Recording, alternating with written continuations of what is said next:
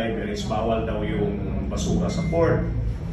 Papasok kasi yung trailer truck doon sa port. Ang ginawa nila, ibinaba nila yung basura along road din. Nakita ng mga rangers natin, solid waste management rangers ng city government at saka yung mga pulis natin sa road 10, hinuli sila. Ang reason nila, bawal ang basura sa port, kaya iniwan nila sa road 10. They assume na lahat ng mga basura is ilalagay sa road 10. Na yun ang ipinagbabawal ng city government. Sari-saring basura ito na nakalagay doon sa trailer nila. Yung kahapon naman na nahuli natin, ito yung mga papers sa isang bodega na nabasa na.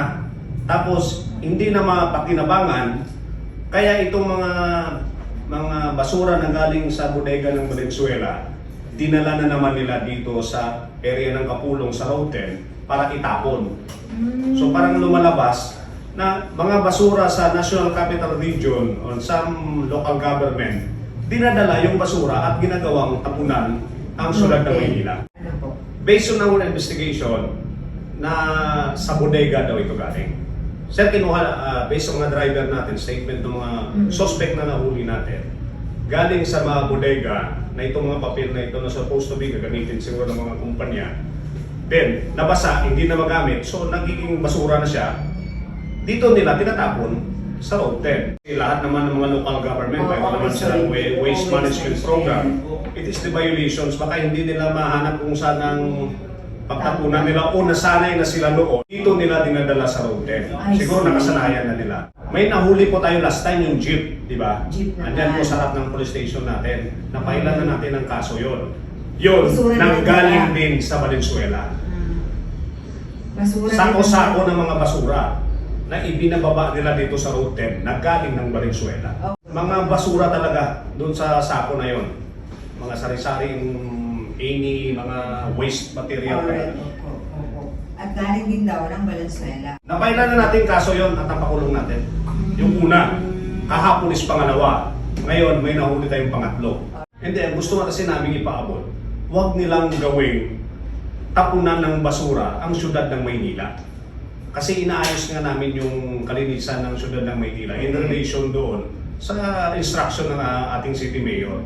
Kasi yun yung issue kadugyutan ng Maynila. Ngayon, yun pala yung mga dahilan bakit maraming basura sa Road 10 na pagsabog ng liwanag, maraming nakapayang na basura, hindi lang yung basura ng Maynila. Basura pa ng ibang city dito sa National Capital Region. Ito, yung violations nila is Republic Act 9003. Ito yung Ecological Solid Waste Management Act of 2000. Opo. Kasama itong, di ba na kami mga kasama, yung mga solid waste rangers, solid waste management rangers ng city government, mga DPS. It is a city hall approach. Binabaan na rin ng city government ng mga employees nila dyan, mga DPS, police, even mga barangay officials nagre-report na sa amin na yung may mga basura dito dinala sa galing sa ibang lugar. It is a whole city approach sa Manila. Ipaabot namin na ipinagbabawal at iwasan nilang gawing tapunan ng basura ang syudad ng Maynila. Pagkat kakasuhan namin sila, aasuntuhin namin sila, at ikukulong namin sila, pailan namin sila ng kaso. Kasi ipinagbabawal yun. Tinutukan namin ng waste collection. We operate our own transfer station also, no? So alam ko kung may daily report ako kung ilang tons ang nade-deliver sa ating transfer stations. Tingin ko dyan mga kolorum yan na gusto magnegosyo, kumontrata dun sa mga pabrika, pero wala namang tatapunan. So bawal ho yan.